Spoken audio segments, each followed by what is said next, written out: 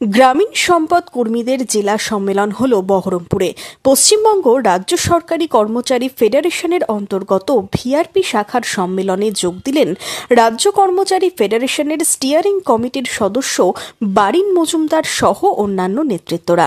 শনিবার সম্মেলনে সংগঠনের দাবি দেওয়ার পাশাপাশি রাজ্য সরকারের বিভিন্ন প্রকল্পের সুবিধা কিভাবে মানুষের কাছে পৌঁছে দেওয়া যায় তা নিয়ে আলোচনা করা হয়। মাননীয় মুখ্যমন্ত্রী, পশ্চিমবঙ্গ রাজ্য সরকারের মাননীয় মুখ্যমন্ত্রী তিনি যেভাবে রাজ্য চালাচ্ছেন, তার যে বিভিন্ন জনহিতকর প্রকল্প সেগুলো যেভাবে ইমপ্লিমেন্ট হয়, সেটা আমাদের ভিআরপিরা তার সঙ্গে সরাসরি জড়িত। ফলে কিভাবে আরও দ্রুত সেটা আরও জনহিতকর করে তোলা যায়, এবং আমাদেরও যেমন বিশেষ এর সঙ্গে সঙ্গে যেটা হচ্ছে যে গ্রামীণ লেভেলে পশ্চিমবঙ্গ রাজ্য সরকারের যে বিষয়গুলো সেগুলো যেন আরও সহজে ছড়িয়ে দিতে পারি। তার সঙ্গে সঙ্গে অবশ্যই যেটা সম্মেলনের মূল বিষয়বস্তু থেকেই যায়, সেটা হলো যে আমাদের কিছু দাবি দেওয়া থাকে, সেটাও আমরা চেষ্টা করছি। পশ্চিমবঙ্গ রাজ্য সরকারি কর্মচারী ফেডারেশনের সম্মানীয় স্ট্যান্ডিং কমিটির সদস্য বারিন মজুমদার মহাশয় উপস্থিত রয়েছেন।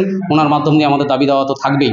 এখনো পর্যন্ত কন্ট্রাকচুয়াল আমরা আসিনি, তবুও রাজ্য সরকার তার বদান্যতায় কেন্দ্রীয় সরকারের যে বঞ্চনা, আমরা যে ভিআরপি নিয়োগ পেয়েছিলাম সোশ্যাল অডিটের উপরে, সেই সোশ্যাল অডিটের এমজি এনার্জি, এনএসএপি সমস্ত কিছুই বন্ধ করে দিচ্ছে। এমজি এনার্জি টাকা দিচ্ছে না।